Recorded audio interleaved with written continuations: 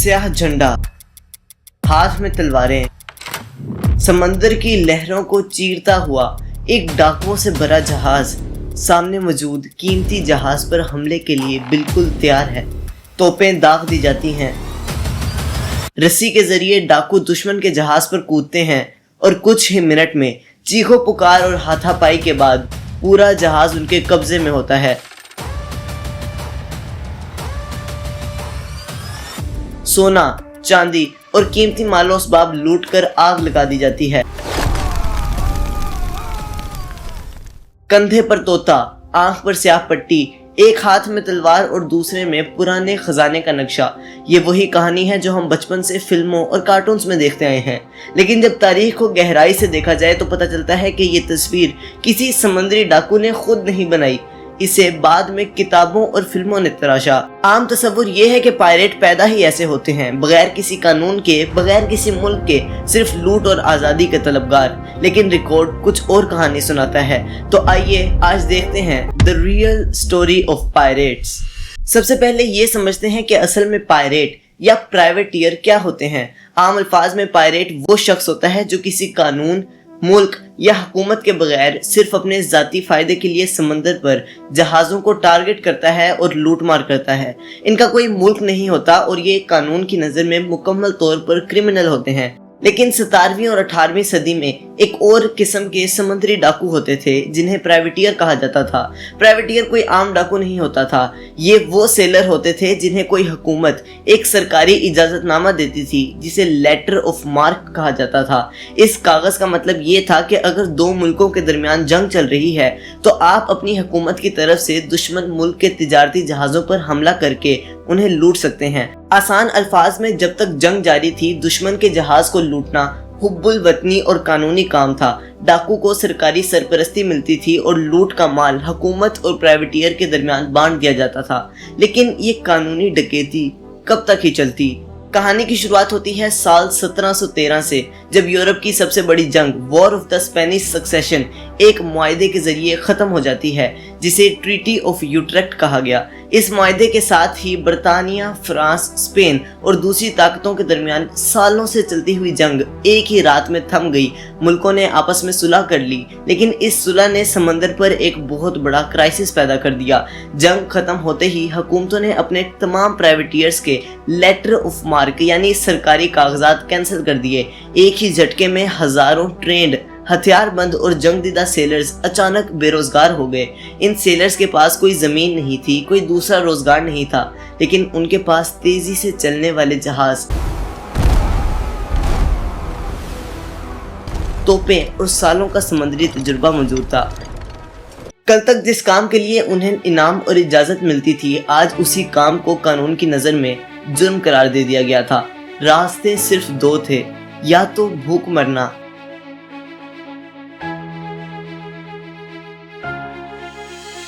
या फिर बगैर किसी सरकारी कागज के वही काम जारी रखना जो उन्हें आता था। उन्होंने दूसरा रास्ता चुना। सरकारी झंडे उतार फेंके गए, स्याह झंडे लहरा दिए गए और इस तरह तारीख का सबसे खौफनाक दौर, गोल्डन एज ऑफ पायरेसी का आगाज हुआ। पायरेट्स के बारे में आम ख्याल ये है कि वो सिर्फ सोने और चांदी के संदूक लूटते थे, लेकिन हकीकत ये थी कि उनकी अक्सर डकैती रोजमर्रा के जरूरी रिसोर्सेज के लिए होती थी, जैसे कपड़े, खाना, शराब, हथियार और सबसे जरूरी दवाइयाँ। समंदर पर महीनों जिंदा रहने के लिए ये चीजें किसी भी खजाने से ज्यादा कीमत रखती थी, लेकिन इस पूरे माल को कंज्यूम करने, बेचने और आराम करने के लिए इन डाकुओं को एक ऐसी सेफ जगह चाहिए थी जहाँ ये अपने जहाज खड़े कर सकें। इसलिए उन्होंने कैरेबियन के जजीरे बहामास में मौजूद नौसो के शहर को चुना। नौसो एक ऐसा इलाका था जहां किसी भी हुकूमत का कोई खास कंट्रोल नहीं था। कुछ ही वक्त में नौसो पूरी दुनिया के पायरेट्स का अड्डा बन गया। लोकल ट्रेडर्स इनसे चोरी किया हुआ माल सस्ते दाम पर खरीदते थे और ये डाकू वहां आजादी से घूमते थे। It's a free port.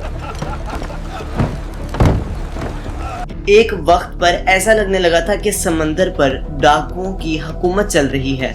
इसी दौर में एक ऐसा नाम सामने आया जिसने पूरी दुनिया में दहशत फैला दी, एडवर्ड टीट, जिसे दुनिया ब्लैक बियर्ड के नाम से जानती है। आमतौर पर समझा जाता था कि ब्लैक बियर्ड एक खून खवार कातिल था जो हर किसी को मार देता था, लेकिन हिस्टोरिकल कोर्ट रिकॉर्ड्स और सर्वाइविंग अकाउंट्स ये बताते हैं कि ब्लैक बियर्ड असल में एक माहिर नफसियाती खिलाड़ी था। उसने जानबूझकर अपना रूप ऐसा बनाया था कि लोग बिना लड़े ही हथियार डाल दें। उसकी लंबी काली दाढ़ी थी और लड़ाई से पहले वो अपनी दाढ़ी में धीमी आंच पर सुलगती हुई रस्सी या फ्यूजेस बांध लेता था, जिससे उसके चेहरे के गिर्द धुआं निकलता था। जब दुश्मन का जहाज उसे देखता तो वो डर के मारे सरेंडर कर देता। ब्लैक बियर्ड जानता था कि लड़ाई करने से अपना जहाज और अपना माल दोनों खराब होते हैं, इसीलिए उसने खौफ को अपना सबसे बड़ा हथियार बनाया। खौफ का ये खेल सिर्फ ब्लैक बियर्ड तक महदूद नहीं रहा, ये समंदर पर राज करने का पूरा तरीकाकार बन चुका था। 1715 से 1720 के दरमियान इन डाकुओं ने किसी एक या दो जहाजों को नहीं बल्कि पूरी दुनिया की इंटरनेशनल ट्रेड को होस्टेज बना लिया था। कैरेबियन, अटलांटिक और इंडियन ओशन के वो रास्ते जहां से चांदी, मसालों और कपड़ों के बड़े तिजारती जहाज गुजरते थे, वहां इन स्याह झंडे वाले जहाजों का राज था। लेकिन इस पूरी तारीख का सबसे बड़ा और फिल्मी डकैती का वाकया तब पेश आया जब एक पायरेट कैप्टन ने दुनिया की सबसे बड़ी एम्पायर को हिला कर रख दिया। 1665 में कैप्टन हेनरी एवरी और उसके क्रियो ने इंडियन ओशन में मुगल बादशाह औरंगजेब के शाही जहाज गंजी सवाई पर हमला कर दिया। ये कोई आम तिजारती जहाज नहीं था, इस पर हजारों मुसाफिरों के साथ साथ उस वक्त का सबसे बड़ा खजाना, सोना, चांदी, जवाहरात और शाही खाने मौजूद थे, जिसकी आज के दौर में कीमत करोड़ों डॉलर्स बनती है। जब हेनरी एवरी के जहाज ने गंजी सवाई को घेरा तो एक खौफनाक समुद्री जंग शुरू हुई। धुएं, तोपों की गूंज और खून खराबे के बाद पायरेट्स ने इस अजीमुशान जहाज पर कब्जा कर लिया। उन्होंने पूरा खजाना लूटा और मुकम्मल तबाही मचा दी। जब इस डकैती की खबर दिल्ली में मुगल दरबार और लंदन में ब्रिटिश क्राउन तक पहुंची तो जलजला आ गया। मुगल बादशाह ने गुस्से में आकर ईस्ट इंडिया कंपनी की तमाम तिजारत और फैक्ट्रीज को बंद करने का हुक्म दे दिया। ब्रिटिश एम्पायर को एहसास हुआ कि ये डाकू सिर्फ उनका माल नहीं लूट रहे बल्कि उनकी पूरी ग्लोबल इकोनॉमी और एम्पायर की बुनियादों को हिला रहे हैं। ये हिस्ट्री का पहला ग्लोबल मैनहंट था। ब्रिटिश पार्लियामेंट ने हेनरी एवरी के सर पर उस दौर का सबसे बड़ा इनाम रख दिया। इसी तरह एक और मशहूर पायरेट कैप्टन बार्थोलोमियो रॉबर्ट्स, जिसे ब्लैक बार्ट कहा जाता था, उसने अपने करियर में 400 से ज्यादा जहाजों पर कब्जा किया। उसका दबदबा इतना था कि जब उसका जहाज किसी बंदरगाह के करीब से गुजरता तो पूरे शहर में खौफ की लहर दौड़ जाती और तिजारती जहाज समंदर में उतरने से इनकार कर देते। तिजारत मुकम्मल तौर पर ठप हो चुकी थी। सुपर पावर्स को ये बात समझ आ गई कि अब ये सिर्फ डकैती का मसला नहीं रहा, ये उनकी अपनी बका का मसला है। अगर इन डाकुओं को ना रोका गया तो दुनिया का तिजारती निजाम और एम्पायर्स दोनों तबाह हो जाएंगी। इसके बाद बादशाहों और हुकूमतों ने अपना सबसे आखिरी और बेरहम रास्ता अपनाया। सरकारी सतह पर दो तरीके अपनाए गए। पहला, रॉयल पार्डन। हुकूमत ने ऐलान किया कि जो डाकू हथियार डाल देगा उसे माफ कर दिया जाएगा।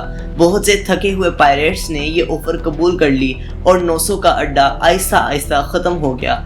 दूसरा तरीका था बेपनाह शिद्दत। रॉयल नेवी के बड़े बड़े जहाज भेजे गए। जो पायरेट पकड़ा जाता उसे सरेआम फांसी दे दी जाती और उनकी लाशों को समंदर के किनारे लोहे के पिंजरों में टांग दिया जाता था ताकि दूसरों को सबक मिले।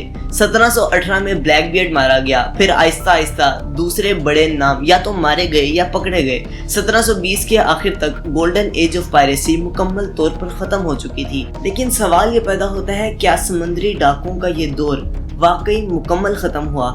आज हम फिल्मों में जिन पायरेट्स को देखते हैं वो असल में ब्लैक बियर्ड और उस दौर के डाकुओं के खौफनाक रूप से ही इंस्पायर्ड हैं। बाद में किताबों और हॉलीवुड ने इसी हुलिये को और ड्रामेटिक बना दिया, पट्टी और तोते शामिल कर दिए, लेकिन हकीकत में उनके पास कोई खजाने के नक्शे नहीं होते थे। और सबसे बड़ी बात, पायरेसी कभी मुकम्मल तौर पर खत्म नहीं हुई। आज भी गुल्फ ऑफ एडन, सोमालिया और साउथ ईस्ट एशिया के समंदरों में आर्म्ड पायरेसी मौजूद है, जहां डाकू पुराने तरीकों की बजाय मॉडर्न वेपन्स और स्पीड बोट्स इस्तेमाल करते हैं। गोल्डन एज के स्याह झंडे भले ही झुक गए हों, लेकिन ये तारीख हमें याद दिलाती है कि जब भी तिजारत और इख्तियार का तवाज़ुन बिगड़ेगा, समंदर पर खौफ की ये दास्तान किसी न किसी रूप में वापस जरूर लौटेगी। ये थी पायरेट्स की असल कहानी। आज की इस वीडियो के लिए इतना ही। आपको नेक्स्ट वीडियो किस टॉपिक पर चाहिए कमेंट में ज़रूर बताइएगा। तब तक के लिए अपना ख्याल रखिएगा। अल्लाह हाफिज़।